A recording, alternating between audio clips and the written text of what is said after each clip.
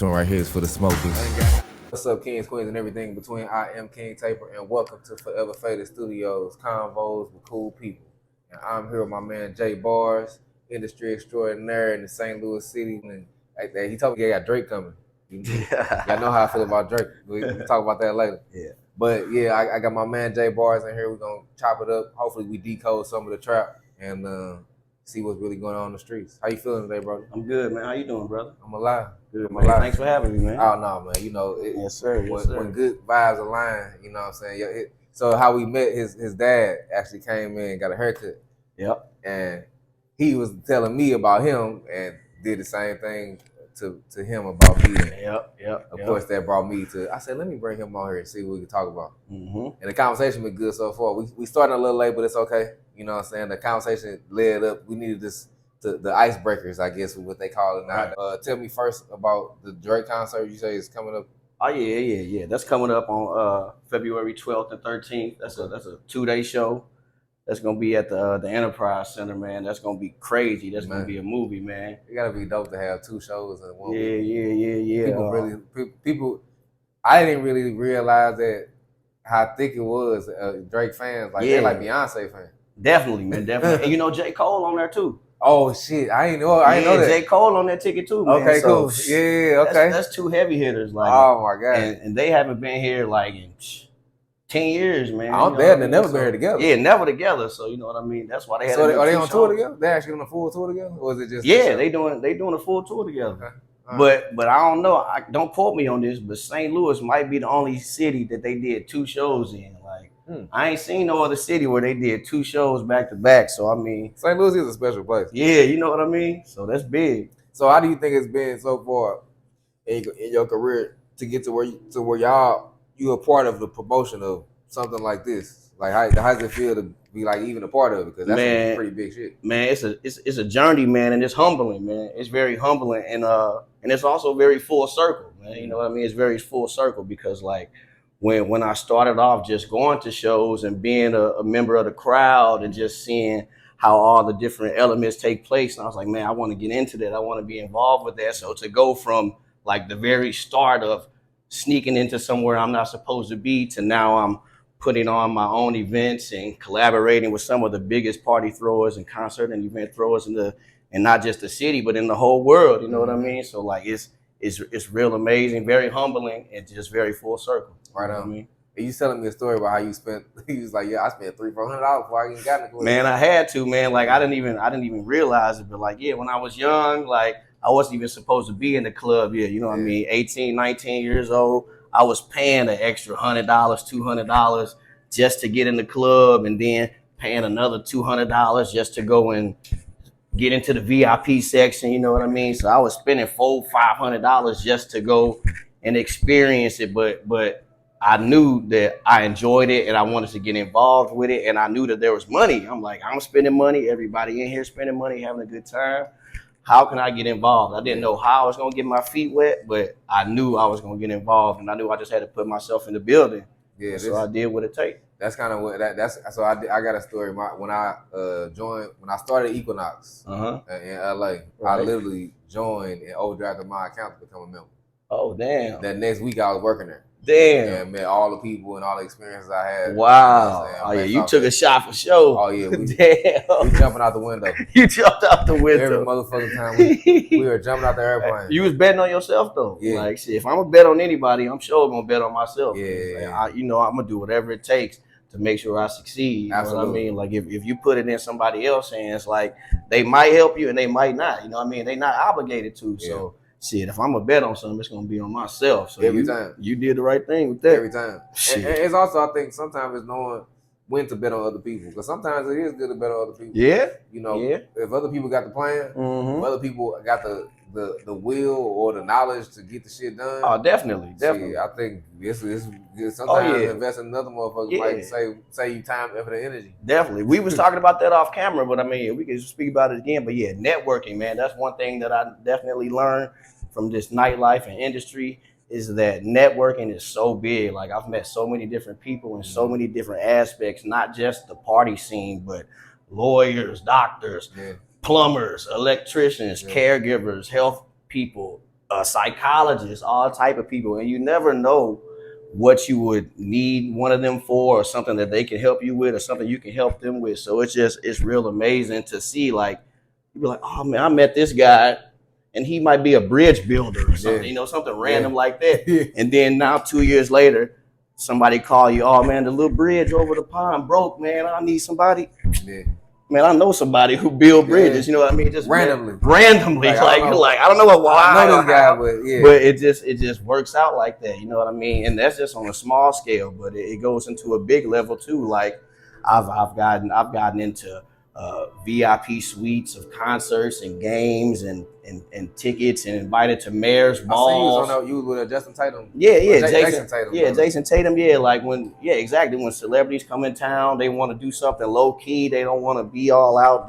Hey, where can I go and chill and be low key? You know what I mean? So, and that's just crazy out of nowhere. Like out of nowhere. Well, it ain't really out of nowhere, man. Being a promoter is not necessarily just being a promoter. You wear a lot of hats. You have to wear a lot of hats. Hello. Because you got to be able to communicate with different people from different backgrounds. Facts.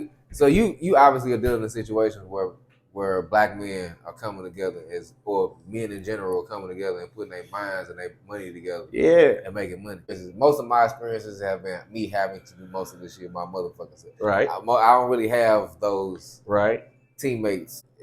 To hear it is like, I almost be jealous. Like, man, y'all got a dope ass, you know what I'm saying, to have good friends. I mean, good business partners even. It ain't, I mean, don't be, I know you're not jealous about it, but I mean, like, it's really a blessing to find some like-minded individuals. That's what I mean. To have someone who can see the same vision that you have, and is not even the same vision that you have, because you want other perspectives and other visions to make yours sometimes increase or be better, you know what I mean? But also people who are away from like anything that's taking our focus off of this. So that's all of that negative stuff. You know what I mean? You're like, we so focused on this, we don't have time to worry about the next man or what he got on or what she got on. Like we grinding, working on this. So when you can find some like-minded individuals and you all come up with a plan, man, like it's amazing what you can do. Yeah, it's amazing. I agree. Like, man, you see all this opportunity and right in front of you is happening.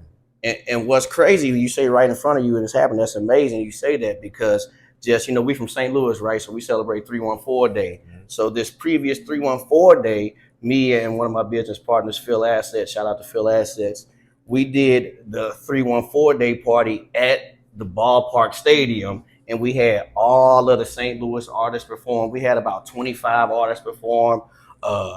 Louis V, Murphy Lee, Keywan, J Kid, Young Ro, JR, Doughboy, Raleigh. I'm Buddy Love. I mean, I'm missing a lot of people, but we had the whole St. Louis there, and there was so many people there, like everybody literally couldn't get in. It reached past capacity. The line was out. And you know how big Ballpark Village is. It hold like 3,000 people. And we were packed wall to wall in there and still had a line outside. But that just goes to show that we can come together and support our city, because it wasn't an outside artist or no one. It was all St. Louis artists. You know what I mean? So, like, just to see the whole city come together. And there was no incidents, no fights and nothing. Like, we get that stigmatism, but we showed that ain't true. You know what I mean? So if we get ourselves together and come together, we can really go crazy, man. St. Louis is on fire right now. I agree. On fire right now. In a good way. In a good way. We got a lot of new developments. Like, we just got that brand new Top Golf put in.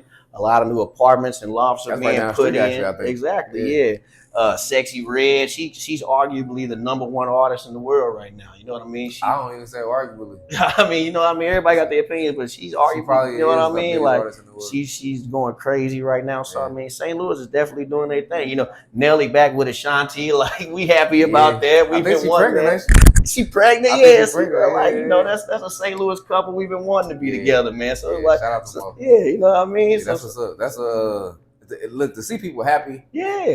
What do you see for 2024? You know what I'm saying? This summer of 2024 is right around the corner. Summer is right around the corner, man. I see a lot of what's been happening continuing. Like, St. Louis is a city full of hustlers. Like, people gonna continue to hustle and get their money and do what they gotta do, man. Like, And everybody St. Louis ain't gonna stop. St. Louis gonna do what it do, but all we gotta do, if we can get our mind together, all of us, we really could go crazy. Like, I know they might say that, like, I mean, shout out to these places, they ain't better than us and nothing, but like Atlanta and Houston, everybody want to go there.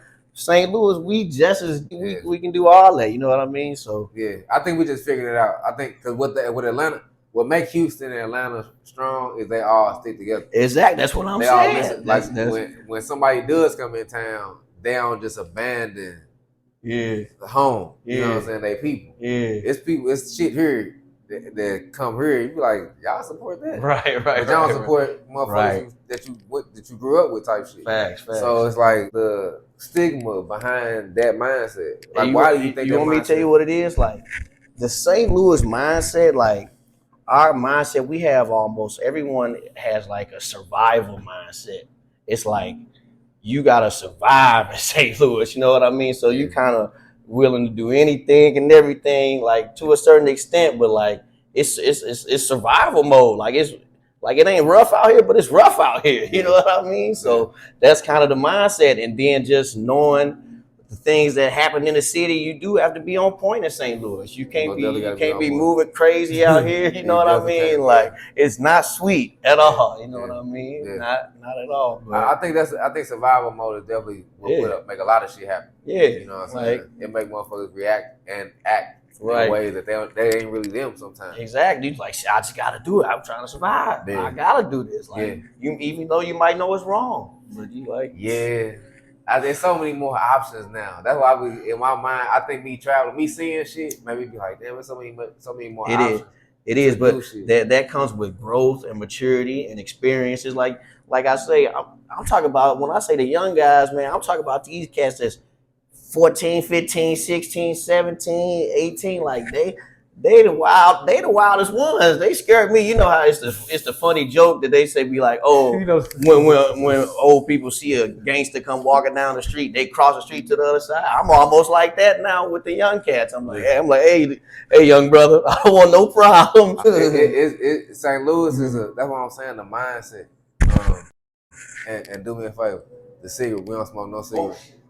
Cigars and blunts on. Oh yeah, it's all good. We almost had to get on your ass. Yeah, it's all good. I have to, you know, I just so everybody know.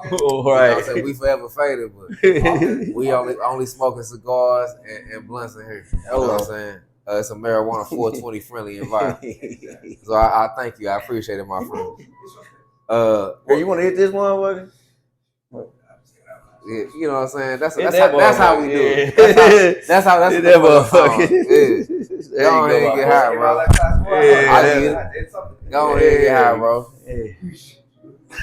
But yeah, so there you go.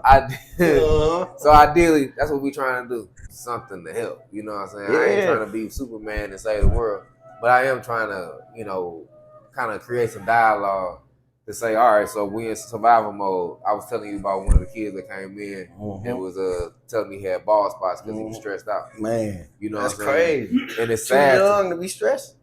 Way too young to be stressing, and why they want it so bad. Man, I ain't gonna lie, man. What it is today is like these young people, man. They got a lot of pressure on them, man. It's a lot of pressure on them to live up to a certain standard or look a certain way or do a certain thing or have a certain thing, man. And the pressure is so tough that they're almost willing to do anything to get it. You know what I mean? That's why they're taking these chances, risking their lives to go buy these Balenciagas and whatever they're doing that's frugal with their money. You know what I mean? But it's pressure on them, and I get it. Like you like, but I got to keep up, or they gonna talk about me, or I ain't gonna get the girls, or the guys ain't gonna kick it with me. So attention is the number one. Definitely. Oh man, that's the number one drug right now. That's part of the pressure. Like you gotta get the attention, and in order to get the attention, the world is saying you gotta have these certain things and look this certain way and do this certain stuff in order to get this certain type of attention that people think they want. You know what I mean? But that really ain't even the right type of attention. You know what I mean? But so that's where the pressure comes in. So he's straight. Yeah, he's stressed. He like shit. I need to have this, I need to have that. I ain't got it. Mama ain't gonna give it to me. You know what I mean? Like, shit, what can I do? Yeah. I'm stressed and thinking about this shit. And then that's where you go, like how you said they was making fast decisions and shit, man. That's where they start crashing out. Say, I'm gonna do a robbery. I'm gonna do a home invasion or something. Throw their life away. You know what I mean? Yeah. That's why I take pride in being the dude that they can come holler at. Yeah, you know man. what I'm saying? Like, bro, you ain't gotta. You ain't, man. There's so many ways to get some money. And like you said, you was telling me earlier, you was like, shit, tell him to pass out the flyers. Yeah. Like, shit, I get the little homies to do something. Exactly. Like, pass out the flyers, pass out the card. Exactly. Let's, you know what I'm saying? Let's we gotta give them opportunities. Yeah. And they gotta want to accept the opportunities. And they gonna, not just them, but all of us got to put our pride to the side. Like, we got to quit caring about how we look to other people, because some kids, they could just go get a job somewhere, like, you know what I mean, at Walmart or Quick Trip, anything, you know what I mean, but they don't want to look a certain way, like, oh, he a square because he got a job. How is that square? You know what I mean?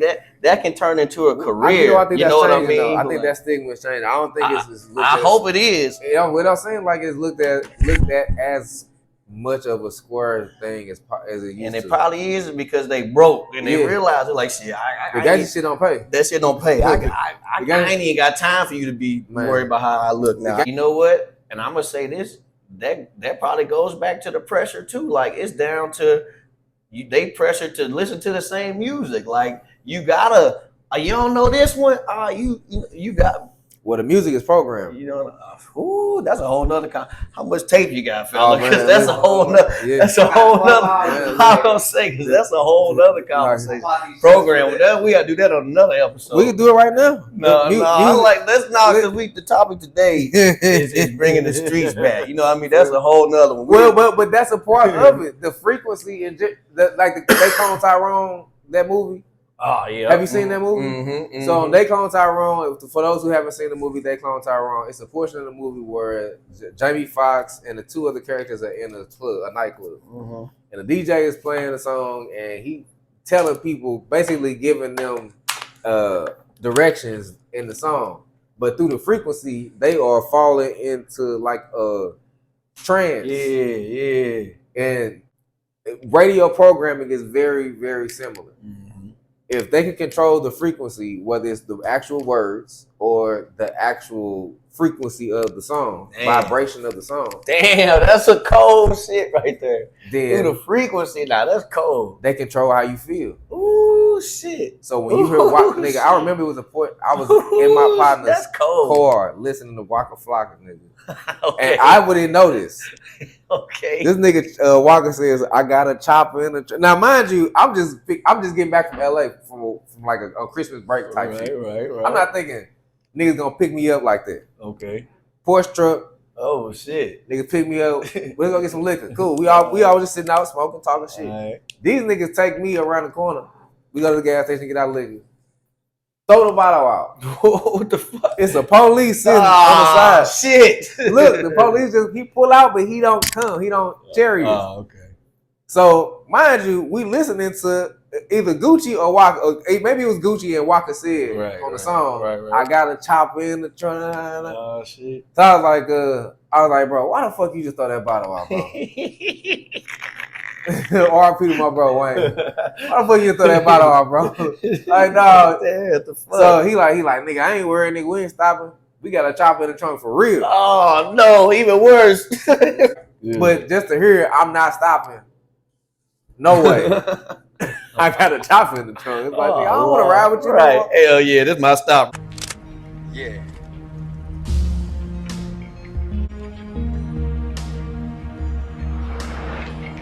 Let me out. I'm trying to figure out what. That's what I'm saying. It's the frequency, bro. If you listening to niggas saying, I got a chopper in the trunk and I'm on high speed if they come, nigga, that's what the fuck you gonna do. Well, you right. Yeah, they doing what all the music saying. Literally. Sliding on niggas, buzzing choppers. Literally. Kick doors, rob a nigga, backdoor nigga. Get 100 pounds, sell 100 pounds. Oh, man. Nigga. What the fuck? Everything's happening just the way it's said to happen. Man, so what the fuck we supposed to do? What we supposed to do? We supposed to change what we listen to. We supposed to change what we pay attention to, what we watch. Even on Instagram, bro, I think that's one of the ways. I'm not saying nobody wrong for making a certain type of music because they talk about their life. So that's on a large worldwide scale. So, but how can we bring it down to St. Louis, our city? What can we do here to change the frequency or change the wave? And that's what we're trying to do, right? I think be open to accepting new ideas and new ways of thinking. You know what I'm saying? People starting to come around. Like, it's slowly happening. Yeah. But if we just get everybody to do it faster, it'll happen quicker. But it's slowly happening. Yeah.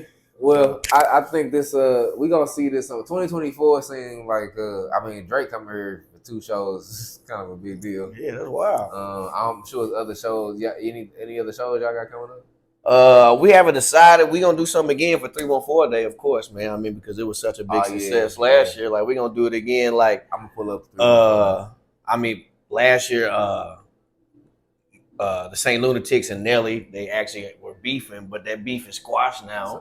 So we probably had them come this year. You know what I mean? Like, so we're gonna do something for that for sure. Okay. Yeah, man. I'm pulling up. Pull up, my boy. Yeah. I just got my Cardinal jersey too. Okay, yeah, it's lit. It's actually like my first real Cardinal jersey. Man, he supposed to have a bunch of them, but yeah, about time. Well, you know what's crazy, bro? I said one time I was studying, so I was at a time I went down the rabbit hole. I was studying metaphysics. Oh damn! So I'm reading this book, and I look up at the motherfucking TV, the national championship. I think it was like 2000 something that they was playing in the championship, national championship. So I say, man, to myself, I say, look at my shit, look at my shit. I say, nigga, all these niggas millionaires. Shit, and I don't got one. Man, think they ain't? Nigga, I'm supporting these niggas. I know they stats. Nigga, I know what niggas got going on. And I don't got $1 million yet. Man, I'm focused on the wrong thing. And that was some years ago. So then I started figuring out, okay, so what I'm supposed to focus on? Yeah. I'm trying, and I'm still like, I got levels to climb. Of course, you know what I'm saying? But never want to stop growing and improving. No. Never get stagnant. Yeah, we strategy. Of course. What was the quote I said earlier? You see, it's always a strategy. It's not the skill. Yeah. So ideally, if you learn a strategy of life, the skill will be developed. Say that one more time. If you learn the strategies of life, okay, the skills will be developed. Whew. Because if you learn the strategies, that means you got the willpower. That means you got the ability to do the heart to do what you're trying to do. So if you got the heart and the ability to do what you're trying to do, and you willing to put the knowledge behind it, the skill will come. There you go. It's right. Automatic. That makes sense. Don't allow your trap to keep you trapped. I agree with that. It's ways out, and all you got to do is use that clicker that everybody got in between their ears. Yep. Put the work in, man. You got to grind. Like, it ain't gonna be quick and easy, man. You got to know that and be willing to stick with it. Yeah. And know it's gonna be worth it when you get through it and get to where you want to be. You know what I mean? Like, it's really worth it. I completely agree. Yeah. Well, look, J Barzz, my dog. This will not be your last time on Convos with Cool People. Yeah. And I want you to tell them where we can find you. You can tell them what you got coming up other than what we spoke about. I bet. You can follow me at JBarzz, J_BARZZ. You can come to my weekly events, man. I do a Thursday at the Social Bar. It's a Rewind Thursday. Okay. We play all throwback music, like 99 and 2000 music. Okay. We do that on Thursdays. On Fridays, I'm at the Marquee. That's turned up, like, you know what I mean? Big Boogie, Sexy Red. It's sold out every Friday, so check that out. And then on Sundays, I do Shisha on Sundays. It's Saint Sundays. You come right after Shisha. Shout out to my dog PR and they're my dogs. They're my dogs, man. Yeah, so, man, just come any of those weekly events. And then, of course, we got Drake coming up, 314 Day coming up. A lot of big things on the way, man. So just follow me, stay in tune, and you'll see what I got going on, I'm going to tap in to this Drake. Tap in, man. I don't know how me having this song, I want Drake's spot. I'm trying to figure out how I'm going to tap in with this. You're going to figure out how to hack it and get it played on the screen. You know what I'm saying? Oh, niggas. If we can hack it. Oh, nigga. That shit, you know what? Okay, all right. So now I got some shit to work on. Oh, damn. I got some cold niggas to do. You better watch out, nigga. If I get this cold nigga, I'm coming on your motherfucking show. They playing my song. You ain't cold, nigga. I bet you both of y'all the song. Y'all know what it is. That'd be hella fun. But it's all love, man. Shout out Yep. to everybody who doing what they supposed to be doing and enjoying their life and being free and being happy and man, stay forever faded. Peace and love.